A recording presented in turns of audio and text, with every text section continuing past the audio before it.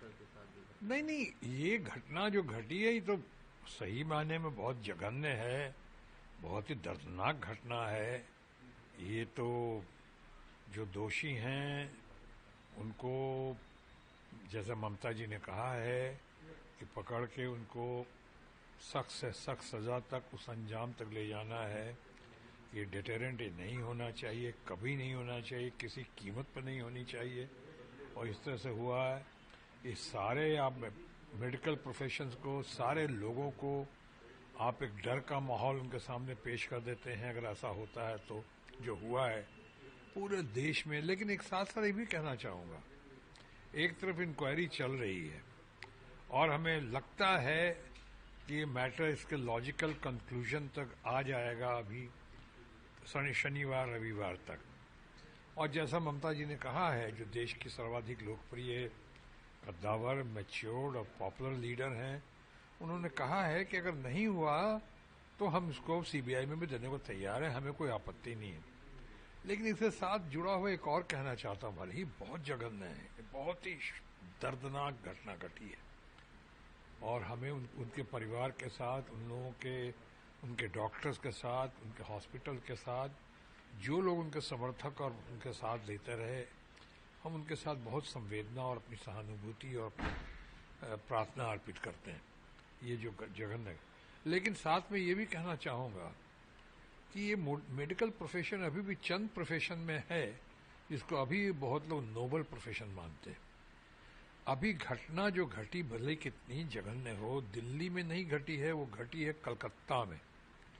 और सारे डॉक्टर्स का इस तरह से सड़क पे आ जाना, बहुत सारे डॉक्टर्स का, उस पे लगता है कि कल कहीं किसी पेशेंट को या किसी जरूरतमंद को अगर कल कोई मुसीबत हुई दिल्ली में, चाहे कुछ और भी खतरा पैदा हुआ बीमारी की वजह से, रोग की वजह से और डॉक्टर्स के नहीं मिलने की वजह से, तो क्या हमारे लोग उस अपने आप को माफ कर पाएंगे? उनका क्या कसूर है? वो पेशेंट, वो जरूरतमंद लोग जिनको जरूरत पड़ेगी अन्य पूरे देश में, जबकि इंक्वायरी काम नहीं हो रहा होता, इंक्वायरी नहीं चल रही होती, कुछ लोग पकड़े नहीं जा रहे होते या किसी तरह की शिथिलता या सुस्ती नजर आती सरकार में या समाज में, तब तो फिर भी मैं मान सकता था।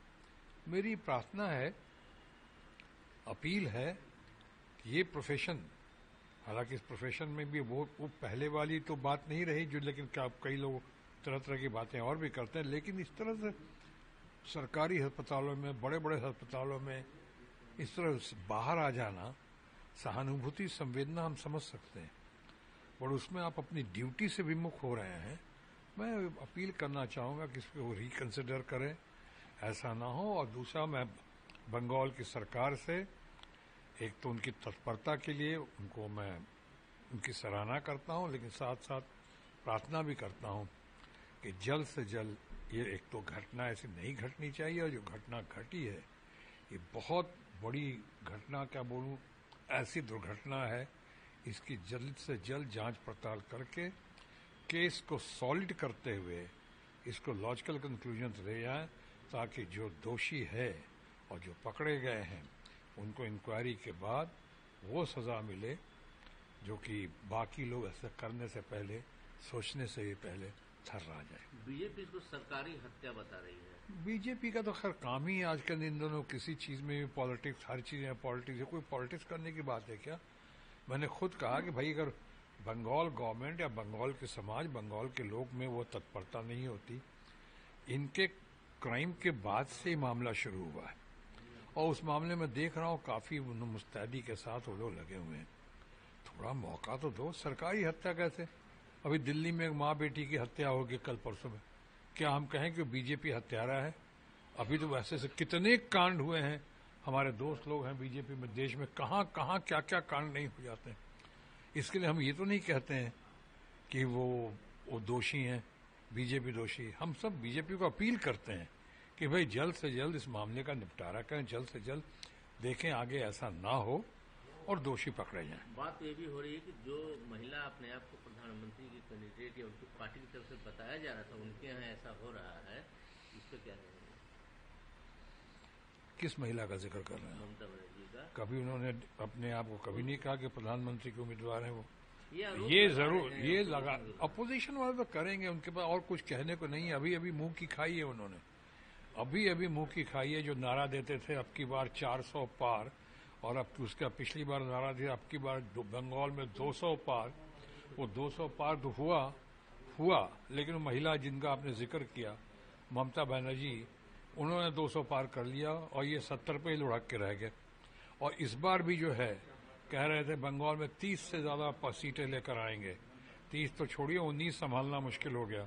18-19 थे, वो भी नहीं आ पाए। 11-12 में फैसला हो गया, लुढ़क गए। तो अब अपने फ्रस्ट्रेशन में, डेस्परेशन में अगर ऐसी बातें करते हैं, ऐसा नहीं कि प्रधानमंत्री बनने के काबिल नहीं है ममता जी। ममता जी ट्राइड, टेस्टेड, सक्सेसफुल हैं। ममता जी बहुत दमदार हैं, बहुत शानदार हैं, बहुत कमिटेड हैं। उनके अंदर स्ट्रगल, सेंस ऑफ स्ट्रगल है, उनके अंदर अचीवमेंट्स हैं।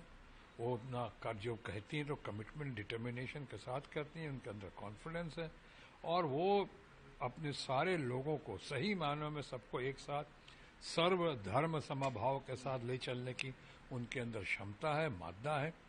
बन सकती है, लेकिन उन्होंने कभी अपने को दावा नहीं किया ऐसा।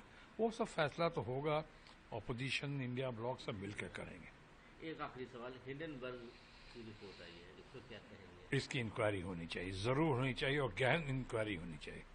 ये किसी को मैं अभी फिलहाल मैं नहीं कहूँ, मैं इतना बड़ा एक्सपर्ट नहीं हूँ, मैं नहीं कहूँगा कौन दोषी है कौन दोषी नहीं है, लेकिन इतना जरूर कहूँगा कि इस मामले में बहुत गहराई है।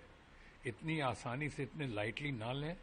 हमारे बीजेपी के मित्रगण जो हैं, वो प्रवक्ता लोग हैं, वो सब कह रहे हैं, लेकिन जो सवाल रेज किए हैं उसका एक भी जवाब नहीं दे रहे। ये कह रहे हैं हर बार जो है जब सेशन होता है तब ऐसी बातें होती, वो छोड़िए कैसी बातें होती हैं, क्या बातें हुई हैं उसका पहले जवाब दिए। उसका जवाब किसी के पास नहीं आ रहा है।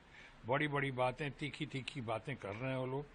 इसलिए मैं कहता हूं इसकी बहुत जबरदस्त, मुझे भी लगता है, मैं राहुल गांधी जी से इस मामले में बिल्कुल सहमत हूं कि स्वतः माननीय सुप्रीम कोर्ट को इसका संज्ञान लेना चाहिए और इसकी जबरदस्त गहन इंक्वायरी होनी चाहिए, ताकि इस तरह अपने देश का पैसा या देश के गरीबों का पैसा, आम आदमी का पैसा, मध्यम वर्गीय परिवार का पैसा, जो आज जिस तरह से दिख रहा है कि हजारों